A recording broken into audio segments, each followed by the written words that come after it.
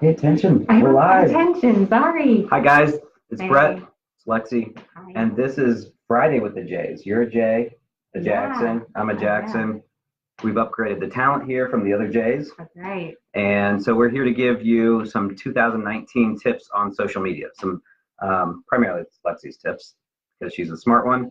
And I'm just here to crack jokes. So we're going to give you 5 tips of how you can have a more successful 2019 on your social strategy. So what is tip number 1?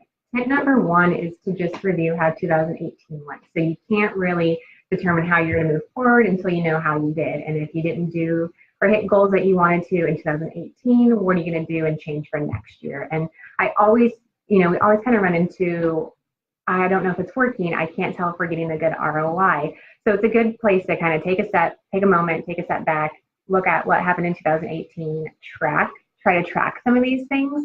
As far as social, there's a lot of ways to see how things are performing, what the audience likes versus what they don't like, but you can't really tell of how it grows your business unless you're able to track that information on the back end of things. And sometimes as an agency aspect, we can't tell that unless you guys have some things in place and stuff like that. So that's my first tip, is try to see what happened in 2018, how did you grow, what worked, what didn't work, and adjust your strategy moving forward. So would that be like going into your insights page, seeing which post performed the best? Yeah, Got the yeah. most engagement, most interaction. If you ran ads, what drove the most traffic to your website? Right. It'd be nice if you could track that to orders. Yeah. But it's looking at the insights and what actually worked, the nitty-gritty details. Yeah, and doing that on each platform. And it's not a bad idea to do that on a monthly basis. But if you haven't yet, that's kind of where I would start. And if you don't have time to go back on all of 2018, maybe at least quarter 3 and 4, just to kind of see how you did in 2018 before you kind of dive into 2019 goals. Hopefully you kind of already did that, but if you haven't, that's a good starting point of where I would start for 2019 goals. Which that's tip number 2, right? Number 2 is to identify your goals for 2019. If you don't have anything to work forward to, you're constantly going to be working over in this sector for a little bit and then jumping over to this one and working over there. Like there's no real rhyme or reason to do anything. So if you don't have any goals, if you don't have any initiatives, it's hard to see if anything is even trackable at that point. So even if they're small goals, a lot of companies, whenever we ask our clients, what are your goals? They say, I don't know. Make money. Yeah. Common goal, right? Yeah. Everyone wants to do that. But break it down a little bit further. Do you want to make money in a certain section of your business? Do you want to make more, if you have maybe a restaurant company, do you want more catering in that? Like try to determine what part of your business you want more of, or what other kind of goals that you can associate, your other marketing efforts to. I just think it's super important. Otherwise, you don't have a clear direction of where you want to go to.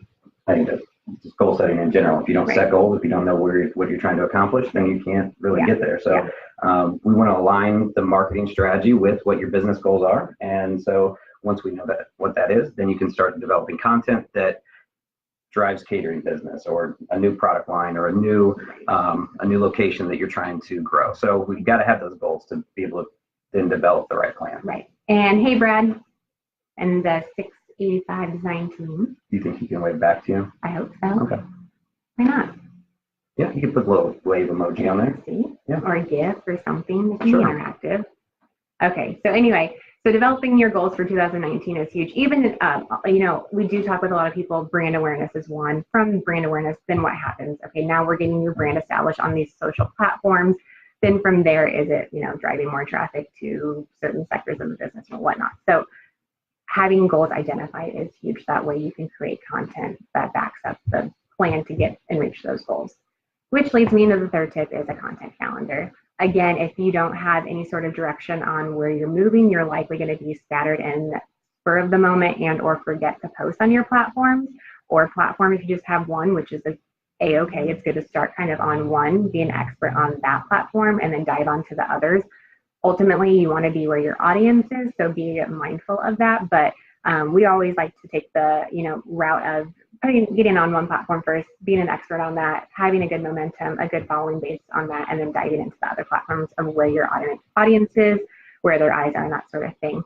But having a content calendar is just a map of an idea of throughout the month of what you're going to be posting, which I think is huge because likely the people who are handling the social accounts wear multiple hats. It's not their only focus. So it's easy for them to maybe have 1 week be on a roll of posting, doing a really good job, and then fall off for 2-3 weeks, and then trying to get that momentum back up is really hard to do within Facebook's algorithm, specifically in kind of any other social platform's algorithm. It's trickier to do that. So having a consistent plan of posting helps you reach those goals, helps you be able to provide answers or content for your audience. Definitely try to include video within your content strategy. I would say within your month's worth of posts, 70% of your content should be video, 20% images, and 10% links, or something driving possibly back to a website. So then you can retarget people who visited your website with a Facebook ad or an Instagram ad. You're talking about some really detailed things of retargeting. So how would you actually do that? By using the Facebook pixel? Yes. Yes. What's a pixel? Pixel is just a line of coding that goes on to whatever page of your website that you determine you want people to go to. So if you have a product section on your website and you want people, you want to boost business in, let's say, your catering company, we're kind of just using that as an example. So you want more catering within your overall restaurant business.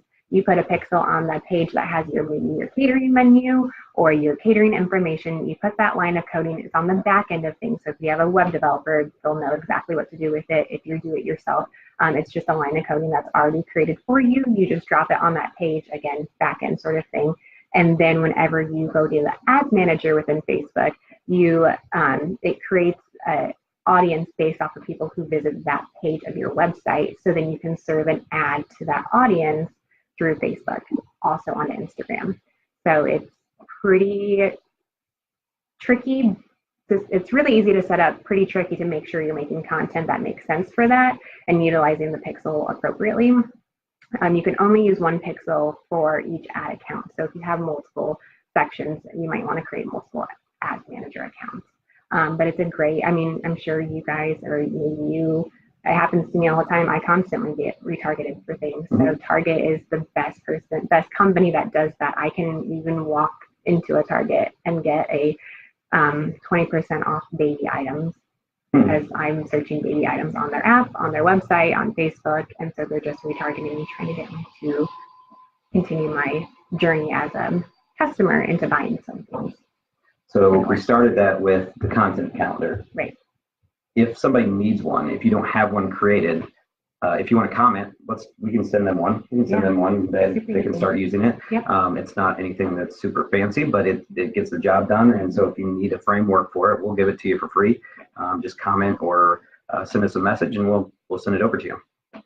So what's the next tip? Next tip is to use stories in your What strategy. is the stories? Stories. What if they don't know what stories are? Okay, so it depends on what platform you're on. Facebook has these, Instagram has them, Snapchat's kind of notorious for the stories. It kind of had that built in previously. And then YouTube is even trying to push these out a little bit also. So stories are at the top of the platform whenever you log in onto the app or desktop. It's a 24-hour place where your content gets seen for 24 hours and then it goes away. Each platform has a little bit different way of how you can save that content, but it's just up for a certain amount of time and then it goes away. So it's not feed-based content, it's story-based content where it's that quick, easy, and place to get content, and it's not for the feed where the person who's reviewing on the newsfeed or on the app or something like that where they're scrolling on it. It's just right at the top, quick information. And there's a bunch of different ways you can utilize stories. You can just do it as a product place announcement. You can have, employees take over it, which we use often. It's just a quick place that people tend to go to. And especially if you're trying to hit that younger demographic, which a lot of people are, that's where they are viewing content. They're not spending time scrolling through the newsfeed. They're hitting the stories and then they're jumping onto the next platform. And I think you almost use a different strategy for the stories than you do your regular posts. And I almost think that sometimes the stories are a better place to sell because people are consuming your feed post and they don't want that to be so salesy. Right.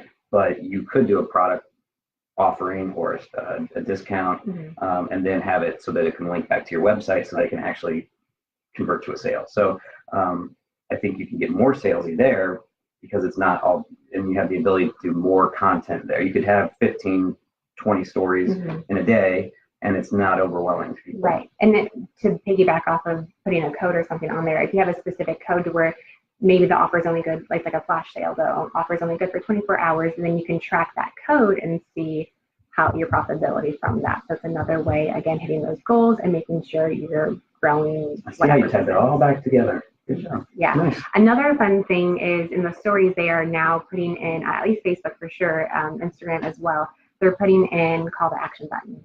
So if you're wanting to shop now, you can do that. If you're wanting to book something, if you're wanting to do any sort of thing like that, they have call to action buttons, which is a big feature that's going to be huge. And they kind of started on Instagram first and did a really good job. They did a good job there, and now Facebook's trying to implement it. And I don't see a lot of business utilizing it yet. So one, I think there's a lot of, it's a place where not many businesses are using. So I would capitalize on that and then make sure your business is seen there. And whatever Facebook tries to implement next, whatever they're kind of testing, if you kind of jump on that bandwagon, you'll kind of get a little bump in their algorithm because they're seeing that you're trying to use whatever they're pushing next to make sure that the platform's being used efficiently. I would say that most businesses are not using the stories on Facebook and maybe a little bit more on Instagram, but that's a place to grab some land share. People aren't there, so you can get their attention and you don't have to do it in a paid way. Right. So I think that's a really good option for businesses going into 19. Maybe that's the tip I shared, that businesses need to be doing this. But I guess you start the stories. Okay, I have no tips at all. None. You're just leading me to the next. But what's next? Next is utilizing AI. So this is huge, kind of even started in 18. Allen Iverson. That's where, yes, he's going to come out, start dribbling for us. Can you imagine? That would be awesome. This is practice. Yeah. Remember that whole ordeal? I do. I remember when he stepped over Tyronn Lue. You know, you don't even know who he is. A little young for that. You probably didn't even see Allen Iverson play. I'm just very. You saw on the highlights, right? You saw reruns. Yeah. My brothers liked them. They had some shoes of his, I think, or something like that. That's all right. Yeah, pretty much. So Allen Iverson's going to come do people's Facebook strategy. Yeah, use him as an influencer. There we go. Why not? Tip number 5. Use easy. Allen Iverson. He's not doing anything right now. No. You're tired, right? Yeah. I've not seen him play for quite some time. Me either. Anyway, utilizing AI in your strategy if you're able to. And I would put some strategy behind it, allow some time to review it and research it and stuff like that. But chat bots are going to be huge and continuing to be huge, making sure you're using that effectively. And just thinking of how your audience is searching things. So previously, everyone's going to Google to search things and typing in whatever they want keyword-wise. But now people are asking Alexa to search things, or they're asking Google Home to search things. So now you also want to be thinking, how are people saying what they're looking for instead of typing it out? Yeah. So. I mean, if you look at what Google is coming out with, and there's a really cool YouTube video of their Google Assistant that you basically can ask it to book me a haircut next week. And they look at your calendar and it literally dials the phone, it calls, and a voice says, I'm here, I want to book an appointment for so-and-so.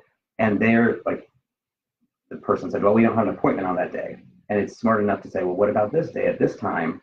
And how much time should I allow for it? And they're interacting with that, understanding when they're open. And then it's also building all that data for Google to use. So it literally could be like a virtual assistant at some point in time that you don't really have to do anything. Yeah. Sounds really awesome to me. Very awesome stuff. So those are kind of my tips for kicking off 2019. Do you lose your human element if you use the chatbots? If you use the AI and it's not at quite at the level where it's so intuitive that you don't even know that it's not a human, do you lose that?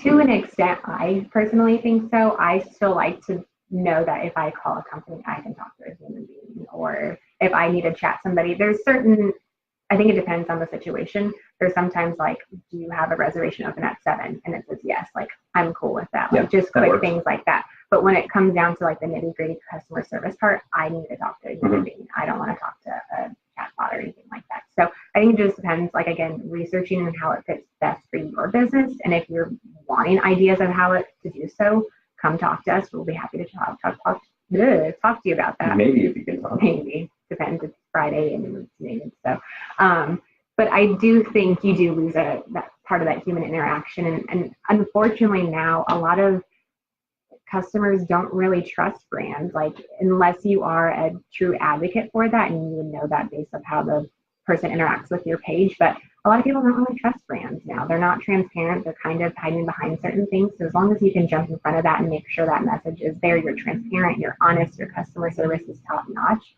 then I think chatbots are a great option to use in 2019. So working your way there and utilizing those steps that we kind of covered will help you determine if that's a good option for you. Jocelyn, you can try and have Alexa make 20 cold calls for you. Let's see how that works. But that's why we've got you. And also, we upgraded the talent to, this is the new Jays. So yeah, sorry you got replaced. Yeah. You guys have been slacking. Where's their Thursdays been? I don't know.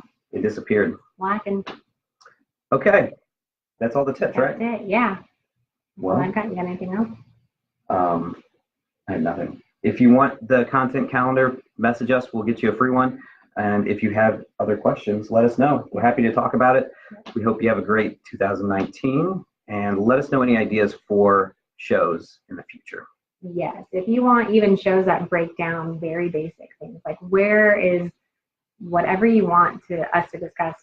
Where is whatever you want? Well, I was going to say something else and then I went a different direction. So anything that you want us to discuss, if you want to dial it back down to some basic things, we're happy to do that. But part of what we do here at SystemX is making sure we're on trend and on top of things that are coming into play, like AI and stuff like that. Not Allen Iverson, but other things that are coming up. So we're making sure that we're ahead of the game and that we're playing the game correctly. So, but we can dial it back down and go into some basic things, and I can share some social media tips in a quicker fashion and stuff like that. But whatever you guys want us to discuss, let us know in our comments or message us and we'll cover it. All right. Thanks for watching. We'll see you next time. Thanks.